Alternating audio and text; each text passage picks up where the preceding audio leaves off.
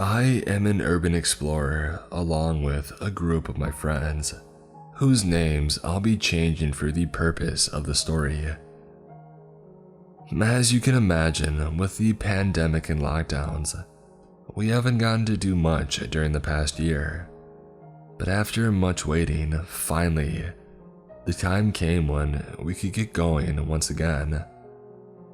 So, one day, I found myself walking at the crack of dawn to the local train station. It was there that I met up with my friend George. George was the oldest out of the four of us, and he also acted that way. He gave off an older brother kind of air of protectiveness, especially around me. He was trying to say something. I could tell that as much, but I couldn't figure out what it was. "I can't tell what you're saying with your mask still on," I told him. And technically, we were all still required to wear masks, but people were rather lax with this rule now, and George smiled as he lowered his. "I just wanted to say hi. It's been a while," George said. He then paused. "How did your meeting with the doctor go?" I shrugged. "Nothing can be done apparently. I met with another specialist last week, and he said the same thing." "Oh, I'm sorry that it turned out like that," George said with a morose expression that lit up as he saw someone approaching behind me. I turned around to see Jack. If George was the responsible older brother, then Jack was the mischievous younger one. He had been attempting to sneak up on me, but now that he had been caught, he was trying to play it off and act normal. It wasn't working. Jack moved in front so I could see the both of them together. "A year later and you're still up to the same old tricks," George said with a frown. "Hey, she can take a joke, can't she?" Jack said with a sheepish grin. "You know, with all she's going through, do you really need to do something like that?" George asked. George was 2 inches taller than Jack. His black hair had streaks of white in it, a testament to how many more years of experience he had had than the rest of us. All of it resulted in a very stern face, even when he wasn't trying to be serious. Jack's face was a lot more jovial, but it withered under George's gaze. Sorry about that," Jack said, apologizing to me. "Oh, it's no big deal," I told him. I kind of preferred if he kept acting the same way around me as he did before. "So, is Mary going to be late as usual?" Mary was the other girl in our group. She tended to arrive late, as she was either sleeping in or putting on her makeup. She was mostly into exploring because she liked uploading pictures to her Instagram account and blogging about them after. I found her to be pretty easy to get along with, even though she tended to be a bit of a drama queen sometimes. Jack took the time to smoke a cigarette, which annoyed the two of us. "Sorry," Jack explained. He had quit 7 years ago. "I got a bit stressed out with everything, and before I knew it, I started smoking again. Yeah, real stupid, I know, but I've been trying to quit. It's been hard though." Mary arrived 15 minutes later, barely in time for us to catch the train. She had a strawberry blonde hair and was quite pretty, explaining her Instagram popularity. She was dressed a bit lavishly for what we were doing, probably hoping to look good in the pictures that she would take. But it was nothing too impractical for what we were doing. She made some excuse about traffic, but we all knew there really wasn't anything, so We all rolled our eyes when she wasn't looking. The train ride was really fun. While I tried to stay in touch with everyone even during the pandemic by going online, it just wasn't the same as being in person, especially given how poor the video quality can be on Zoom. It lasted a whole 3 hours. Mary fell asleep on the way, and Jack tried scribbling on her face with a permanent marker. He tried in the case that Mary woke up and sneezed all over him, which definitely made everyone else laugh like crazy, as Jack freaked out. In case you're wondering, Mary wasn't sick or anything. It was just her allergies acting up. We got off, but there was an hour-long hike ahead of us after this.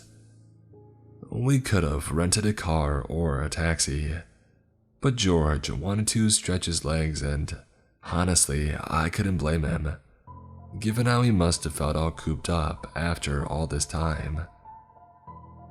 Mary was a bit less keen to walk the whole way, but readily agreed when she realized that she could take a bunch of pictures of the surrounding countryside, which would have been a lot harder to do while riding in a vehicle.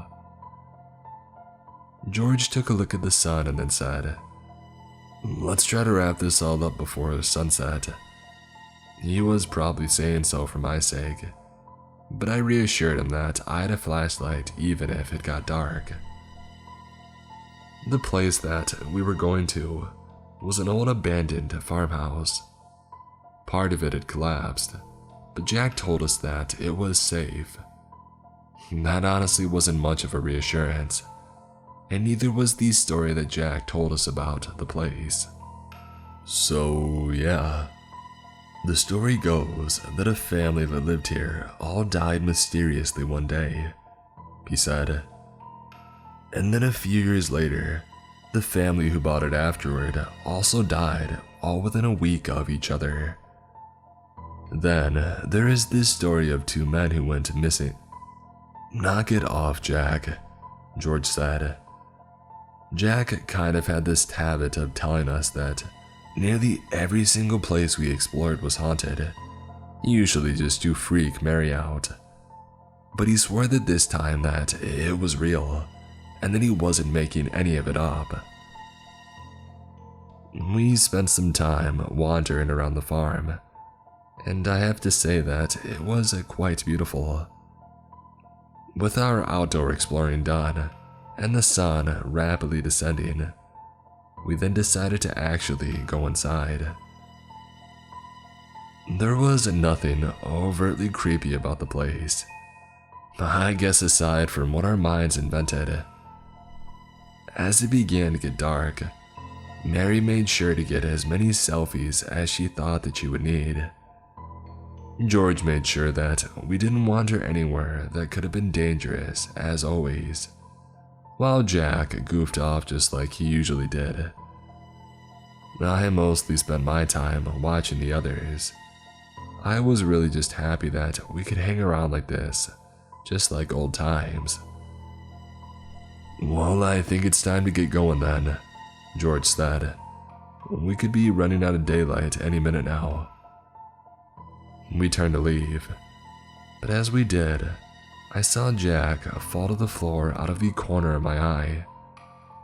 I turned towards him and saw that he was saying something as he writhed on the ground. "Alright, Jack, this isn't funny," George said. However, I didn't think that Jack was faking. I knelt down by him and realized that he was saying, "The song." It was then that the same thing happened to Mary. She fell to the floor and began writhing almost as if she was having a seizure. She kept saying something, but it was difficult to make out. All I could understand was, "The song," over and over again. It was then that I saw it. Right there by the entrance was a pale figure. I thought that it was a woman based on the jet black hair that fell to her waist. Her hair covered most of her face, and she was dressed in a milk white robe. George turned my head, so I was looking at him instead of her, and said, "Banshee." A banshee. The spirit of a woman whose wailing was an omen of death. What do we do?" I asked. "We need to get out," George said as he went to help Jack up. I did the same with Mary, and George was looking for an alternate exit, with his eye finding a nearby window. "There," he said.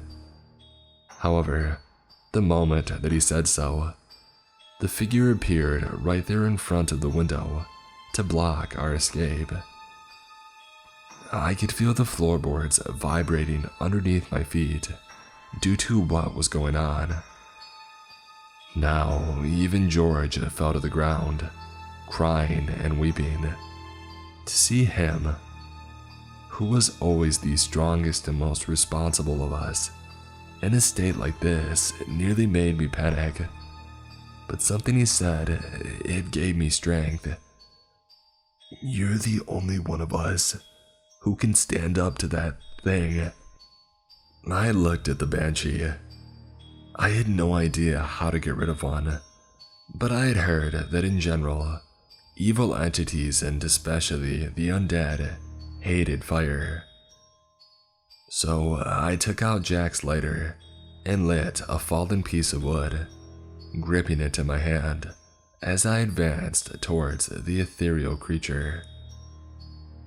It had a sunken, rotting face, but I could still make out that it was surprised by the fact that I was standing and not rolling on the floor like my friends. In response to this, her mouth moved more rapidly, and the frequency at which the floorboards under me were vibrating also increased. I couldn't let that stop me though. I gripped the piece of burning wood and thrust it at her, igniting a part of her hair. She caught fire as if she had been bathed in kerosene beforehand, and was immediately enveloped in flames. She disappeared after that, but not before ripping out a part of the wall. I saw the roof cave in over me, and then there was blackness. I came to sometime later with my head throbbing. It was nighttime now, and the lights of an ambulance in the distance told me that some people had come to rescue us. Someone was standing above me, but I could only faintly make out their silhouette. He or she was saying something that I couldn't make out. "Sorry, can you please turn on a light?" I told the person. "It's too dark to tell what you're saying." I realized what I was saying must have sounded insane, and so I clarified what I said. "I had an accident a few years ago. I'm completely deaf in both ears. I'm good at reading lips though." Thankfully, everyone else survived with nothing more than a few minor injuries. The official story was that the place caved in because it was so old, and none of us brought up what we had seen to the authorities. None of us would have believed them. I found out later that the other members of my group began seeing images of death the moment that they heard the song, not only of themselves but of close family members and friends. This completely overwhelmed them, and they were unable to do anything but listen to it.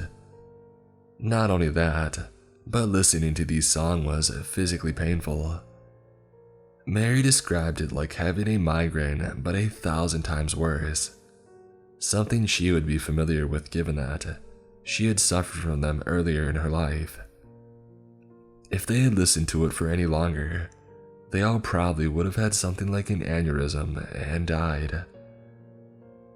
A banshee's wail is usually said to be an omen of death, but I think the one that we ran into was far more malevolent. It didn't just want to foretell our deaths, it wanted to trap us and kill us right there and then, I don't know if by burning it, I destroyed it, and that means my friends are completely safe. But they seem to be perfectly fine for now, so I certainly hope. Don't take my word for it though. I don't know if that will destroy a banshee if you ever happen to run into one. My hearing's still the same as always, but I'm less upset about that now.